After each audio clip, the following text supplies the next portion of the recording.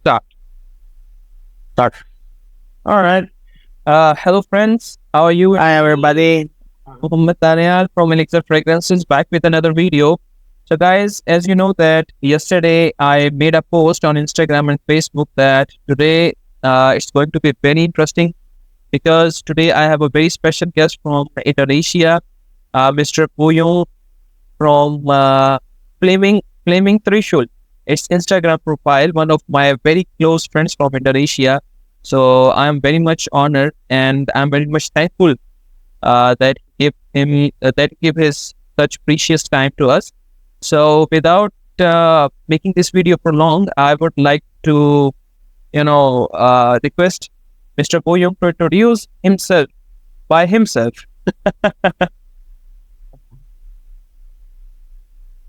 Hey, everybody. My name is Buyung, and then I come from Indonesia. Basically, my journey with the aromatics all started from that. Basically, it's around 5 years ago. Then from the benzoin, I moved to frankincense. But then I found Indonesia is the region where wood is originated from. Well, it originated from everywhere, but Indonesia is the one with the most biodiversity of the wood. And of course, the second reason why I go to the wood world is the price, the money. It's the first priority for everyone. But I don't know.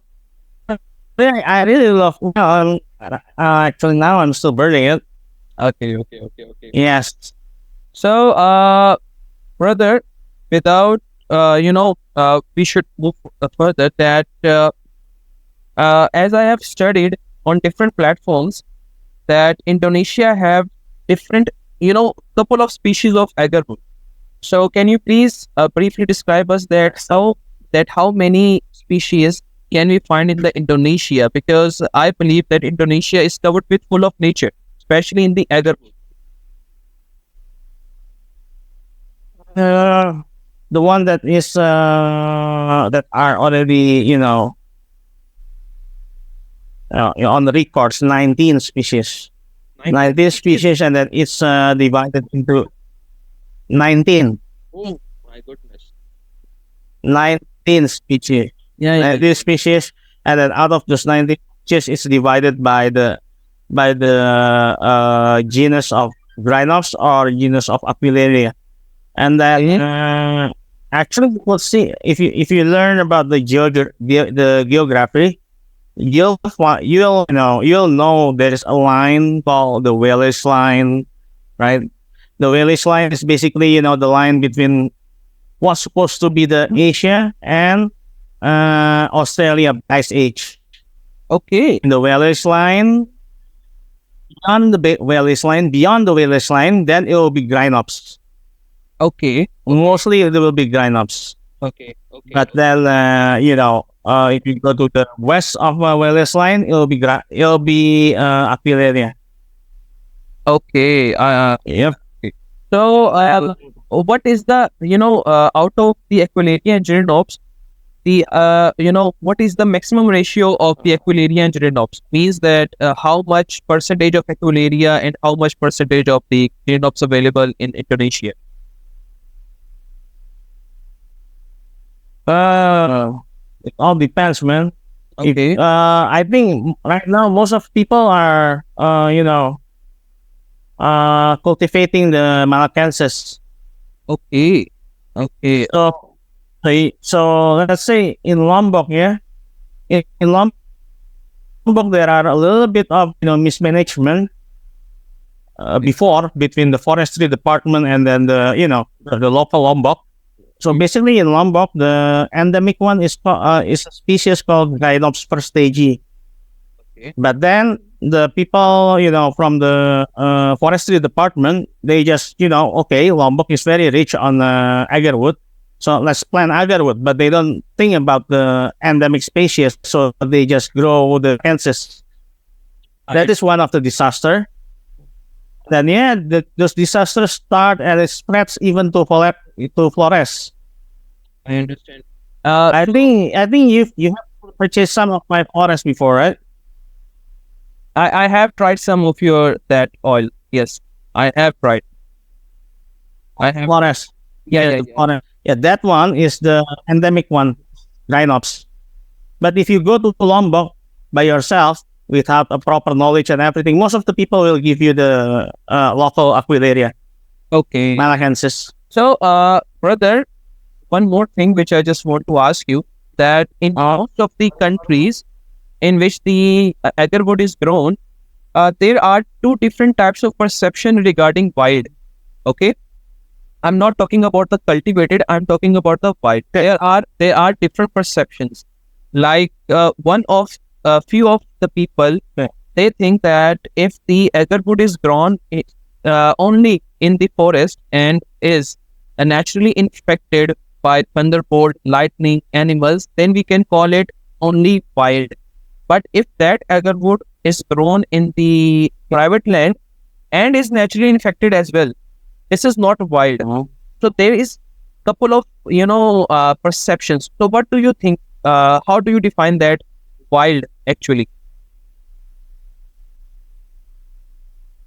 Wow, just the same like what you said. You just leave it in the open field, and then there will be boar or squirrel, and then or even and then they will start the infection. Okay, That is wild without any human intervention. exactly. But then there will be another one. This is like this is the farm. This is one, and in the middle you have what we call organic. Okay, So the organic, this one is got a little bit confusing. But from what I know, organic. Let's say in Malaysia, the native people of the tribe called orang asli, okay, when they do the agarwood hunting, so they will intentionally slash the agarwood, like make an incision to it and then to leave it like that. Now that one is called organic uh, because you only inflict the damage. okay, Meanwhile, yeah, you only inflict the damage, like slash it, that's it, and then you leave it until like maybe 2-3 years. Hopefully, alaves, then it'll be it'll be infected. Then the third one, of course, is the farm. The farm one, they use inoculation. Now, this is the problem. I mean, there are some of the farmer who are very, very, say, health conscious. Then they will inoculate it only with organic material. okay, okay. Meanwhile, there are other farmer who are in search of the biggest profit out of all. They use a compound called inducer. Induce it. Inducer, yeah. So basically, it will make when you this is the secret. When you got the big tree, if you find the tree, there is a hole, right? Because it's been drilled.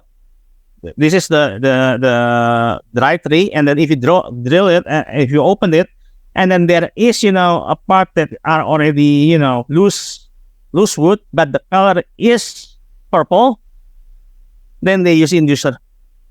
Oh, okay. I understand.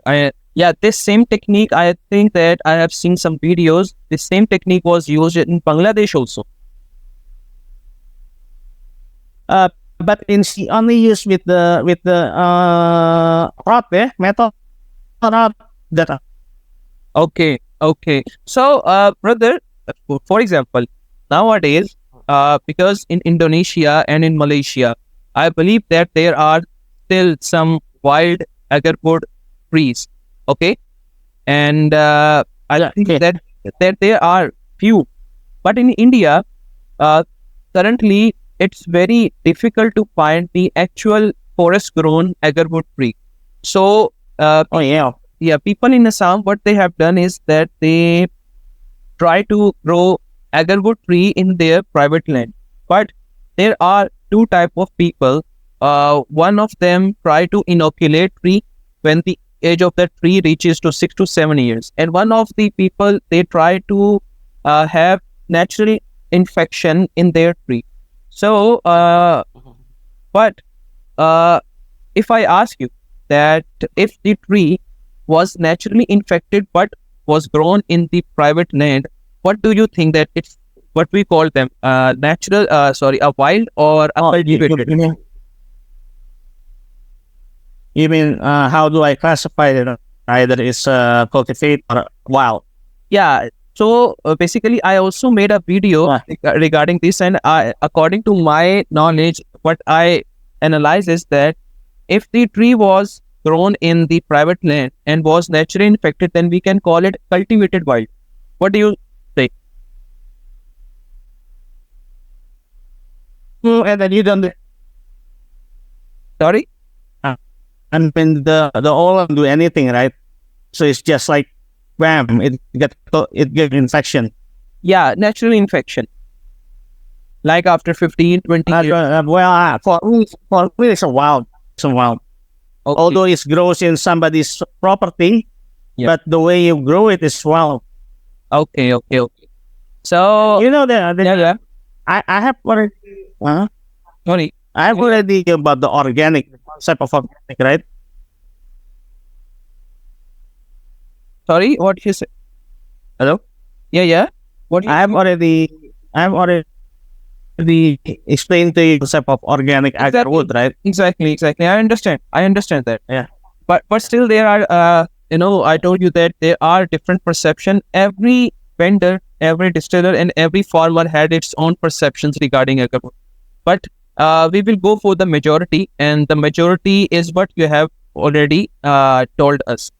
So coming to the next topic, basically, what type of distillation was done in Indonesia in majority level? Because I have seen that in Indonesia, most of the distillers try to get oud oil in less than 4 or 5 days, and they use the manual steam distillation method. So, can you please briefly describe us that method, that how this manual steam distillation works? Well, sure, I can draw the diagram. Yeah, sure. Wait, open it up. Open. Wait. Back. Nope.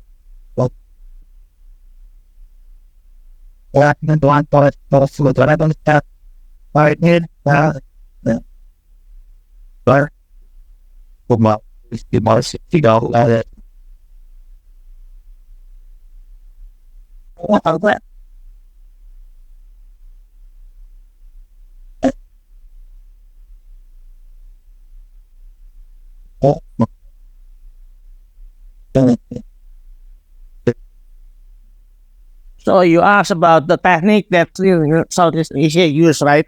Yeah. You can use the whiteboard.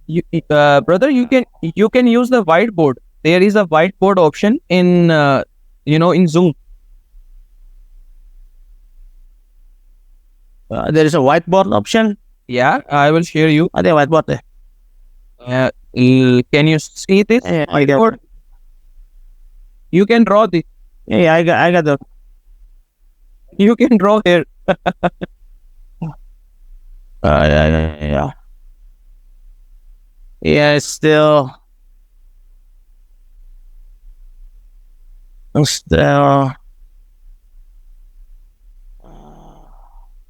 yeah. How do I get it out from here?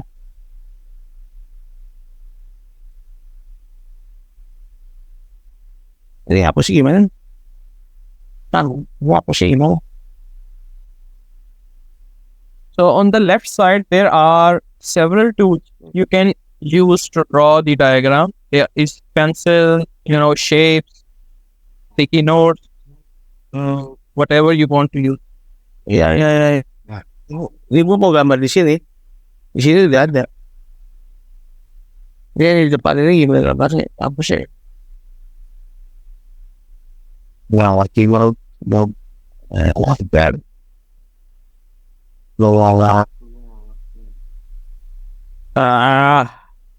What happened? Yeah. Okay. Yeah, I can draw it now. So Wash. So, oh man, this is so bad.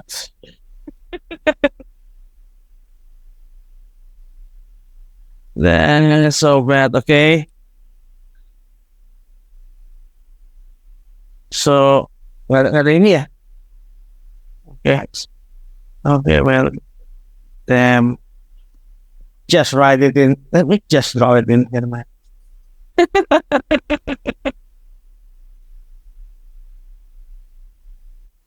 Yeah. Water. So, what? And then, it's just the part that it's on.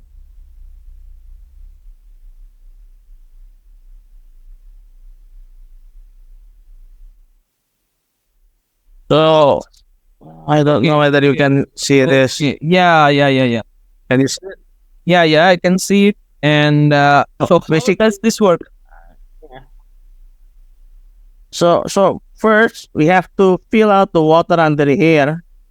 Okay. Under here, it's all is water, and then this is the wood or the sandalwood. So basically, the steam vapor off and then fetch all of the aromatic material from here. Then it goes up and then go to the condenser. Okay. And then voila, in here you got the hydrosol and oil. Okay. So basically, it's the steam distillation. That's the steam distillation, yeah. Okay. I was just confused between the manual steam and a steam. So now I am clear that the manual steam is basically the steam distillation. Yeah. Okay. Meanwhile, with the hydro distill boiled off, right? You boil off the solution of the soup of the wood and water that has been fermented. So just a random question came into my mind that why if most of the people all around the countries in which the agarwood is grown, they used to distill the agarwood through hydro distillation. But in Indonesia, you and your different distillers are using the steam distillation. So why have you choose the steam distillation instead of the hydro distillation? The answer is lies in this. Long time ago, we get a very good agarwood, right? Okay. Long time ago, agarwood. Now it's becoming younger and younger. Okay. Right? And then, if you do it in the 80s, the oil and then the resin content is what you get from now. Therefore, you do the fermentation, it will release more of the oil. Okay. More of the oil and then more of the resin, because the organic woods is being heated and it dissolved, right? Okay. Meanwhile now we have to deal. Number one, we are now what we are dealing with is cultivated wood. The oil content and then the resin content is much lower than what we got 20 years back. Okay. Number two, the taste is moving forward and not moving. The taste is changing. The one who bought most of the agarwood was from people in Saudi Arabia and India. They like the skeng. Okay. They love the skeng that are produced by the fermentation. Okay. And then we know all of the money now go to UAE or Qatar, right? Or Oman. Qatar, Oman, UAE. They prefer a clean wood. They prefer a clean oil. Okay. That's we start to do the steam distillation more. Moreover, the one who basically popularized Indonesian oud actually is the Sultan Qaboos, man. The late Sultan Qaboos. Yes, yes. He had a You know, he purchased Merauke wood non by ships back then in the 90s. I think he import he import like maybe like three containers full of that back to Oman for his own perfume. so the late Sultan Qaboos used to distill those words in his own country, or he just distill that wood in your country and then get that oil. No, he had like two distiller that I think more than two, but I only know two. He got two distiller that he really trusts. One is from Oman. The other one is Thailand. Well, I understand. so he bring all of this raw material from Merauke, and then he bring it to Thailand or back to Oman to be distilled. I understand. You got the Indonesian ASCII, Indonesian Sultan Qaboos. I can guarantee that it's like 95% is Merauke. Okay. I had tried some of his Yes, Merauke. oils, and one of my friends had also, sent me a sample of the Marocchi of Sultan Qaboos, and it's just awesome, awesome. Due to the age, the notes are more mature, and it's just beautiful. Okay, brother, we have just Mhm. 9 minutes left because it's not a pro version of the Zoom meeting. Okay, so we have to conclude all of our topics in just 9 minutes. Okay, so first, the second, yes. If anyone of my viewer, this is just for the viewers and my subscribers. If anyone of you wants to purchase a good quality Indonesian Oud Oil, you can contact Mr. Buyung, and I will share his WhatsApp number, Instagram profile link into the description of this video. And I will request Mr. Buyung that he will give some discount to my viewers and subscribers as well. Or at least return policy. Return policy. Good return policy.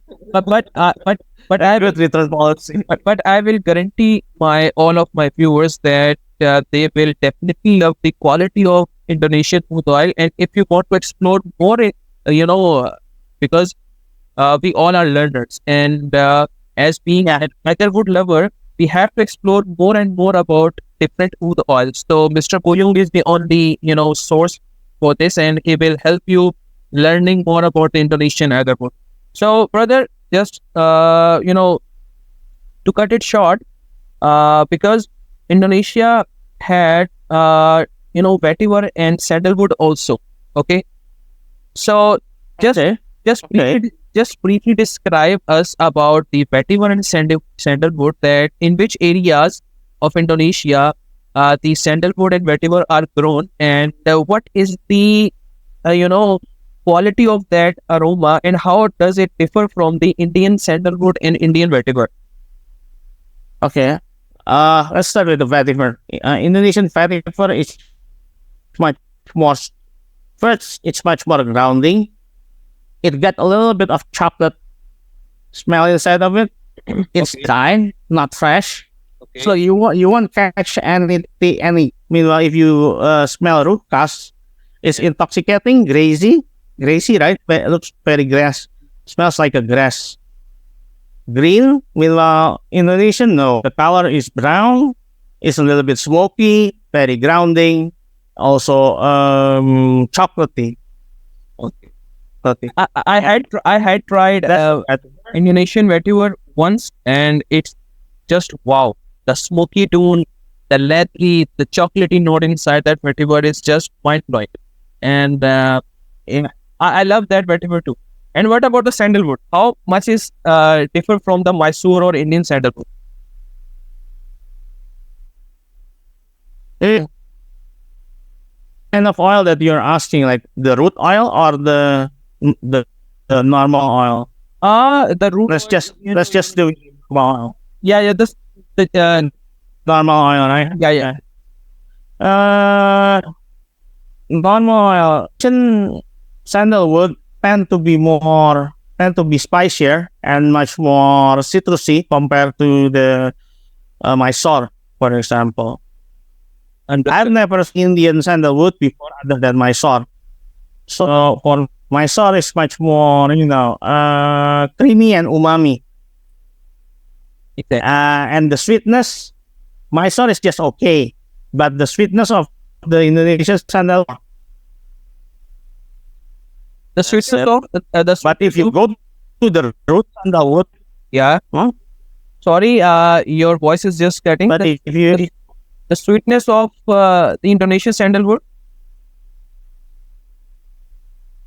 What you have said? what? You have said that the sweetness of Indonesian sandalwood. After that, The voice just cut down. All right. The Indonesian sandalwood is very spicy, and then it gets a little bit creamy